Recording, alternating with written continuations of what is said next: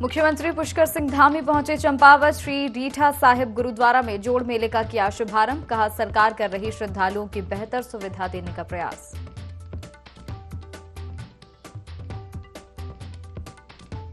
उत्तरकाशी में खराब मौसम के कारण फंसे 7 ट्रैकर्स। एसडीआरएफ की टीम ने किया रेस्क्यू। 24 किलोमीटर पैदल चलकर बर्फबारी में फंसे 7 लोगों को ढूंढ निकाला।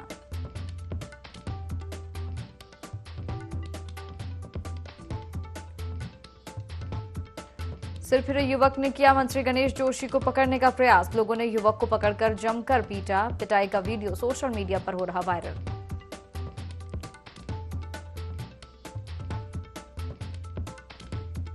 आबकारी विभाग की बड़ी कार्रवाई। हरिद्वार में 1750 लीटर लहान किया नष्ट। कार्रवाई के दौरान करीब 20 लीटर कच्ची शराब भी की बरामद।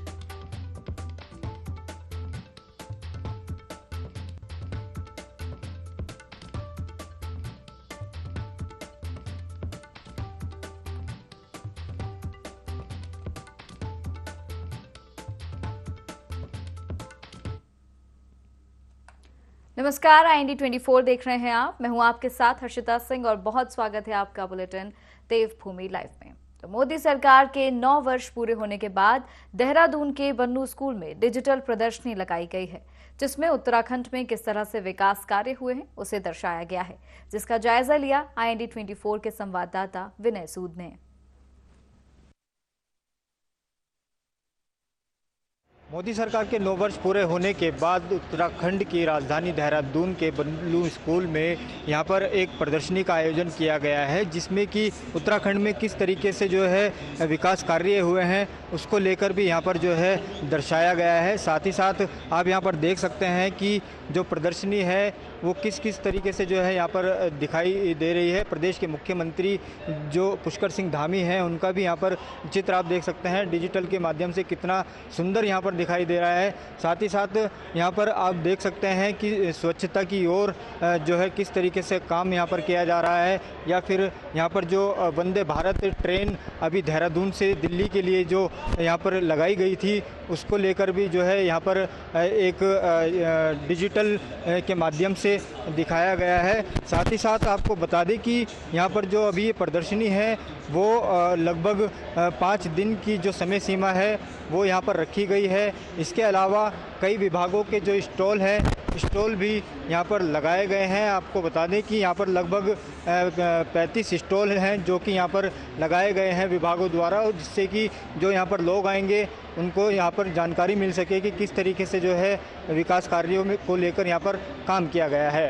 देहरादून से कैमरा पर्सन रिंकू के साथ विनय सूद, IND 24। देहरादून में स्ट्रीट लाइट मेंटेनेंस का काम करने वाली आस्था कंपनी के कर्मचारी काम बंद हड़ताल पर हैं। कंपनी के प्रोजेक्ट मैनेजर चंदन शर्मा का कहना है कि हमारी कंपनी नगर निगम के लिए 5 साल से स्ट्रीट लाइट की देखभाल करने का काम कर रही है, लेकिन EESL और नगर निगम की आपसी खींचतान के चलते कंपनी को 2 साल से लाइट मेंटेनेंस का बकाया नहीं दिया गया है।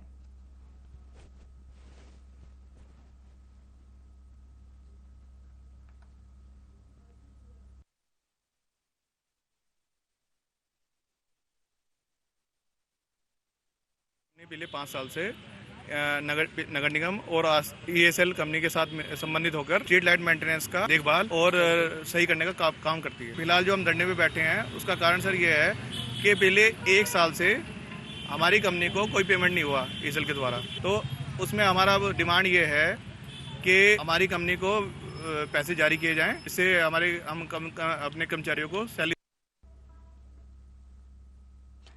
उत्तराखंड में सरकारी जमीनों पर हुए अतिक्रमण को हटाने की कार्रवाई जोरों से चल रही है। बता दें कि दूसरे चरण में अतिक्रमण को हटाने की कार्रवाई के तहत 23 नदियों के किनारे अवैध अतिक्रमण के खिलाफ कार्रवाई शुरू कर दी गई। सूबे के मुख्यमंत्री पुष्कर सिंह धामी का कहना है कि प्रदेश में पिछले काफी लंबे समय से अवैध अतिक्रमण के चलते अपराध और कानून व्यवस्था बिगड़ रही है। सरकारी भूमि से अवैध अतिक्रमण को पूरी तरह से खत्म करने का निर्णय लिया गया।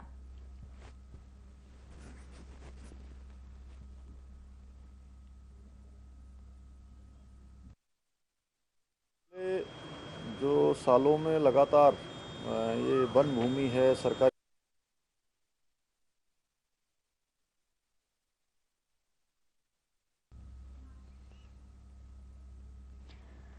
उत्तराखंड में 4 धाम यात्रा चल रही है, लेकिन बदलता मौसम यात्रा में चुनौती बन रहा है। बद्रीनाथ धाम में मौसम का मिजाज एक बार फिर बदला। सुबह जहां मौसम शुष्क रहा तो वहीं हल्की बारिश भी हुई। बता दें, अब तक बद्रीनाथ पहुंचने वाले श्रद्धालुओं की कुल संख्या 6.25 लाख हो गई है।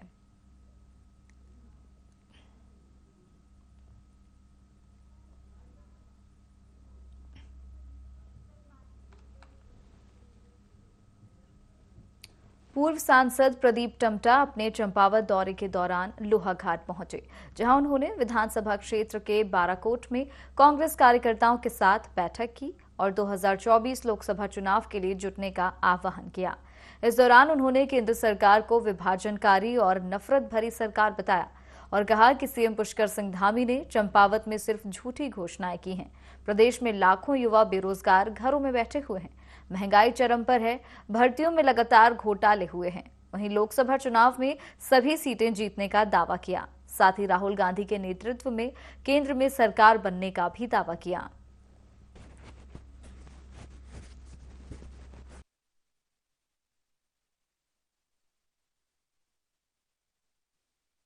सीएम धामी का 1 साल का चंपावत का हो, विधानसभा का हो या एज ए मुख्यमंत्री उनका कार्यकाल हो, विधानसभा से चंपावत के लिए भी, राज्य के लिए भी निराशाजनक है और बहुत ही पीड़ाजनक है। इन 1 सालों में जब सीएम धामी चुनाव लड़े थे, खुद इन्होंने कहा था कि 20 से 24 हजार सरकारी पद राज्य में खाली पड़े हुए, हम उनको भरेंगे। 1 साल हो चुका, उन पदों को भरने की बहुत दूर की बात है। आप लोक सेवा आयोग राज्य का हो, अधीनस्थ सहयोग में इतना फर्जीवाड़ा हुआ, इतना अपराध हुआ, लाखों रुपये में पेपरों को बचाएगा और आज तक आप असली मुजरिमों को गिरफ्तार नहीं कर। जनपद उत्तरकाशी में स्वच्छ भारत अभियान को लेकर जिन विभागों को जिम्मेदारी दी गई है, वही इसकी धज्जियां उड़ा रहे हैं। विकास भवन के शौचालयों में गंदगी का अंबार लगा हुआ है।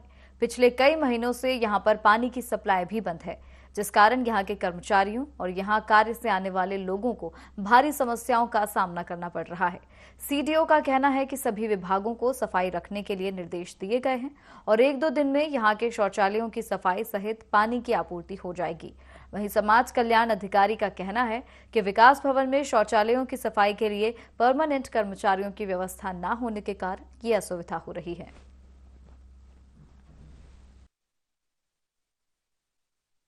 भवन में 4 विंग हैं।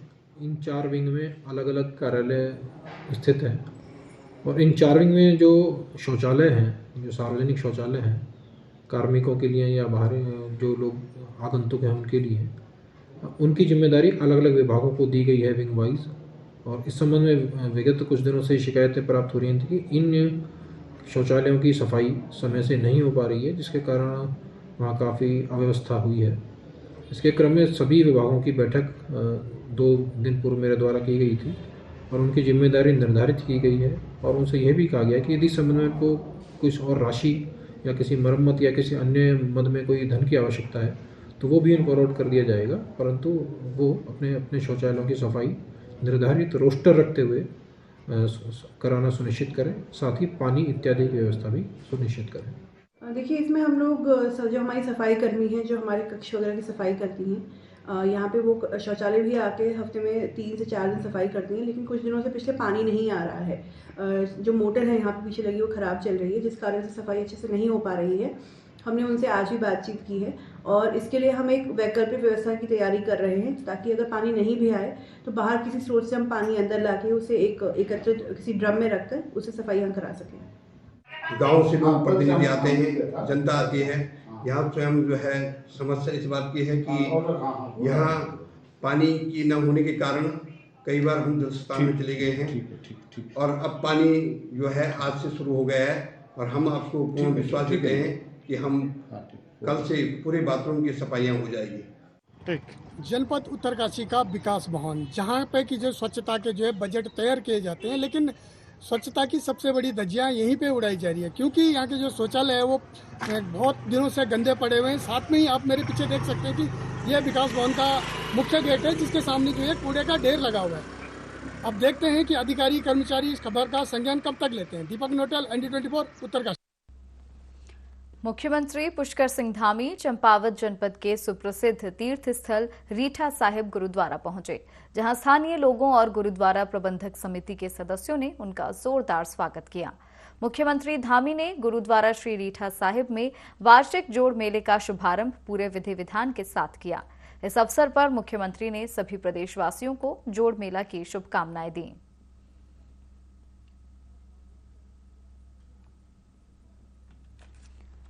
तो मुख्यमंत्री पुष्कर सिंह धामी ने जोड़ मेले का शुभारंभ किया। पूरे विधि विधान के साथ सीएम धामी यहां पर पहुंचे, जहां लोगों ने उनका जोरदार स्वागत किया। तो ये प्रसिद्ध तीर्थ स्थल है श्री गुरुद्वारा रीठा साहिब। यहां पर मुख्यमंत्री पुष्कर सिंह धामी पहुंचे। तस्वीरों में आप देख सकते हैं सीएम धामी ने पूरे विधि विधान के साथ इस जोड़ मेला का शुभारंभ किया। साथ ही प्रदेशवासियों को भी इसकी शुभकामनाएं दी। उत्तरकाशी पुलिस ने जनपद में निवासरत बाहरी व्यक्तियों के 100% सत्यापन के लिए कवायद तेज कर दी है। प्रत्येक थाना स्तर पर टीमें गठित कर पुलिस सत्यापन करवाए जा रहे हैं। इस अभियान के अंतर्गत उत्तरकाशी पुलिस ने अब तक 4,334 बाहरी व्यक्तियों के सत्यापन किए। एसपी ने आम जनता से अनुरोध किया है कि अपने किराएदारों का पुलिस सत्यापन जरूर करवाएं। पुलिस सत्यापन से आपके किराएदारों, नौकरों और कर्मचारियों का चाल चलन का आकलन किया जाता है, जो कि अपराध नियंत्रण के लिए बेहद जरूरी है। सत्यापन न करवाने वालों के खिलाफ पुलिस सख्त से सख्त कार्रवाई करेगी।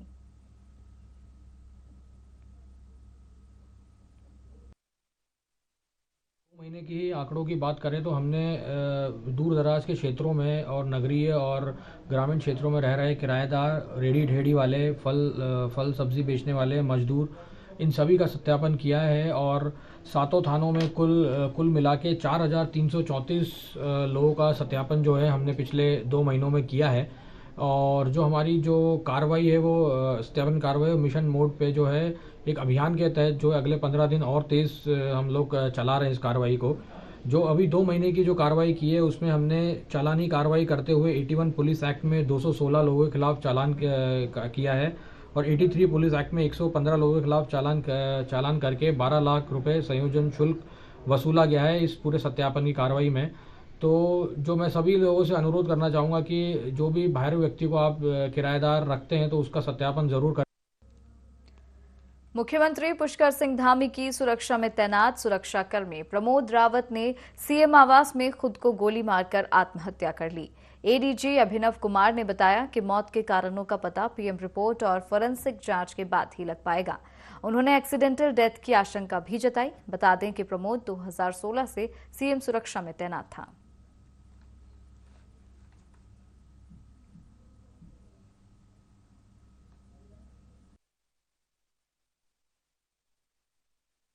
साथी थे, क्योंकि जनरली दिन में ज़्यादातर उसके साथी भी अलग अलग ड्यूटीज़ पे थे।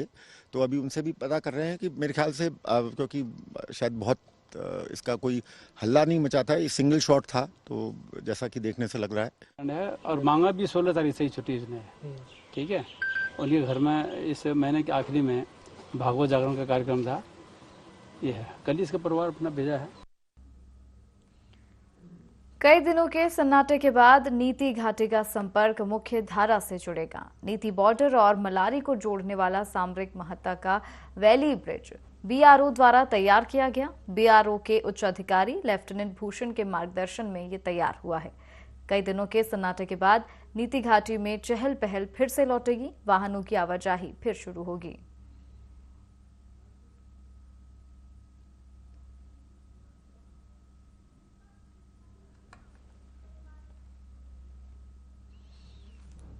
और अब खबर देहरादून से है, जहां गढ़ी कैंट के डाकरा बाजार में युवक ने कई दुकानों में घुसकर सामान उठाया और कई लोगों के साथ मारपीट की।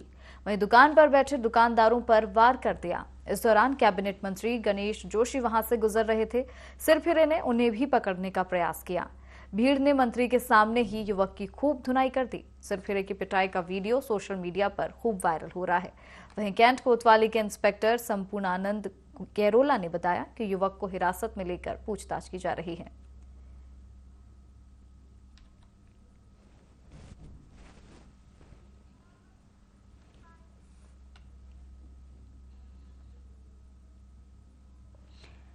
उधम सिंह नगर के पुलभट्टा थाना पुलिस ने बड़ी कार्रवाई करते हुए 2 नशा तस्करों को गिरफ्तार किया है और उनके कब्जे से करीब 15 लाख रुपए कीमती 1.5 किलो अफीम बरामद किया है। दरअसल पुलिस ने वाहन चेकिंग के दौरान ये कार्रवाई की, जिसके बाद आरोपियों के खिलाफ एनडीपीएस एक्ट के तहत मामला दर्ज कर पूछताछ शुरू कर दी गई है। जानकारी के अनुसार गिरफ्तार किए गए नशा तस्कर उत्तर प्रदेश के बदायूं निवासी बताए जा रहे हैं।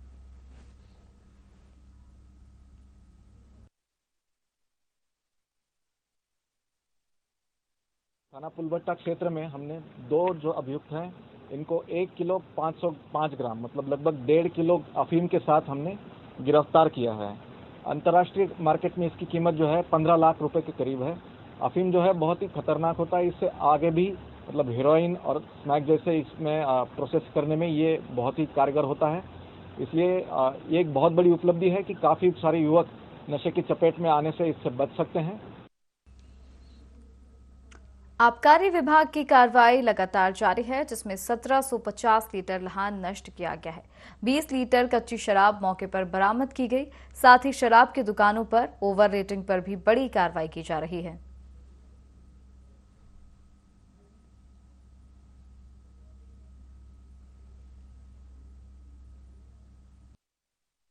नाले पे दिनारपुर में भारी मात्रा में अवैध कच्ची शराब की भट्टियों को नष्ट किया गया और भारी मात्रा में लाइन को तोड़ा गया है। जिलाधिकारी महोदय द्वारा दिए गए निर्देश के क्रम में अवैध भट्टियों के अड्डों को नष्ट किया जा रहा है तथा शहरों में जहाँ जहाँ अवैध तरीके से शराब बिक रही है वहाँ पर जो है कार्रवाई की जा रही है। इसी तरीके से मदिरा दुकानों पर भी रेड लिस्ट और ओवर रेटिंग को कल रुड़की में चेक किया गया है। कई मदिरा दुकानों पर उल्लंघन दर्ज किए गए हैं। इसी प्रकार सुनिश्चित किया जा रहा है कि जनपद में अवैध मदिरा के स्रोतों को संपूर्ण रूप से नष्ट किया जाए और मदिरा दुकानों पर उपभोक्ताओं को एमआरपी दर पर शराब उपलब्ध।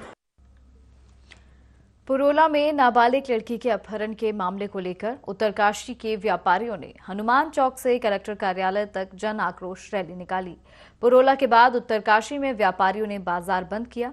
व्यापारियों का कहना है कि जनपद में बाहर से आए लोगों ने यहां पर अवैध रूप से जगह जगह पर ठेले लगा रहे हैं। आए दिन इनकी संख्या बढ़ती जा रही है।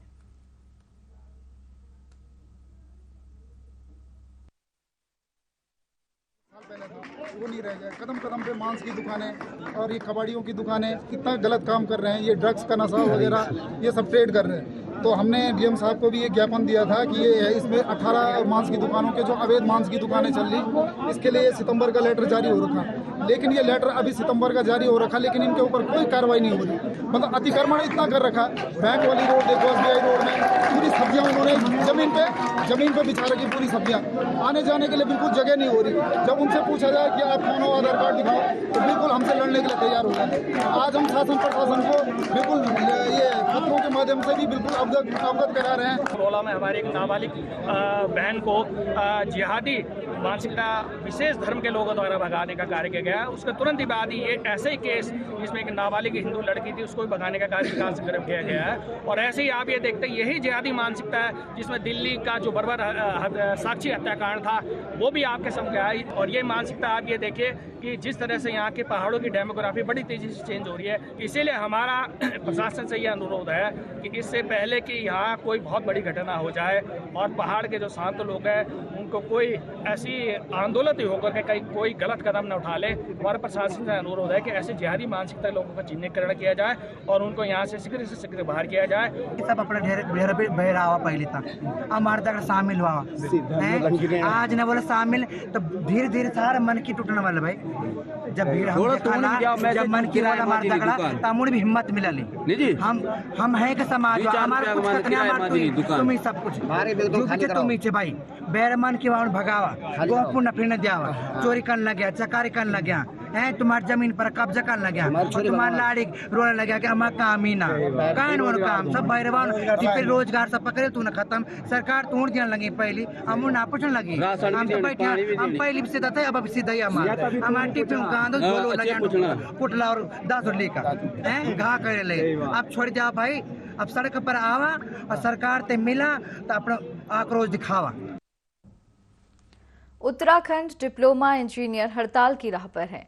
उत्तराखंड डिप्लोमा इंजीनियर महासंघ के बैनर तले इंजीनियरों ने सचिवालय की ओर कूच किया, लेकिन पुलिस ने प्रदर्शनकारियों को सचिवालय से पहले ही बैरिकेडिंग लगाकर रोक दिया। इससे नाराज डिप्लोमा इंजीनियर सड़क पर ही धरने पर बैठ गए और सरकार के खिलाफ जोरदार नारेबाजी की। इंजीनियर वेतन भत्तों में बढ़ोतरी और प्रमोशन की मांग कर रहे हैं।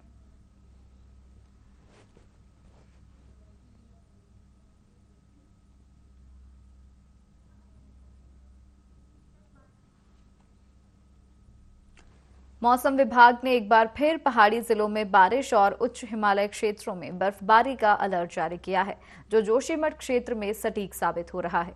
यहां सुबह से ही झमाझम बारिश हो रही है। वहीं Chenab valley, Hathi Ghodi Palki, Nilgiri, sleeping lady, peak, वर्मल, एरा टॉप जैसे क्षेत्र पर ऊंची चोटियों पर हिमपात जारी है। बहरहाल बारिश और बर्फबारी से निचले इलाकों में ठंड लौट आई है।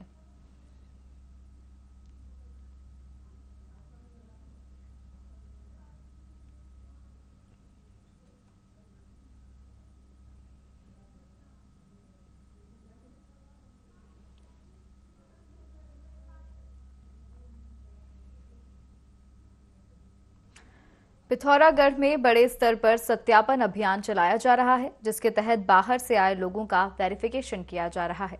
जांच में मुजफ्फरनगर के एक युवक का फर्जी बर्थ सर्टिफिकेट पाया गया, जिसे पुलिस ने गिरफ्तार कर लिया है। आरोपी युवक शास्त्री मार्केट में कपड़े की दुकान संचालित करता है, जिसने फर्जी प्रमाण पत्र की मदद से कई सरकारी योजनाओं का लाभ लिया। साथ ही इस मामले में पुलिस ने फर्जी प्रमाण पत्र बनाने वाले 2 अन्य लोगों को भी गिरफ्तार किया।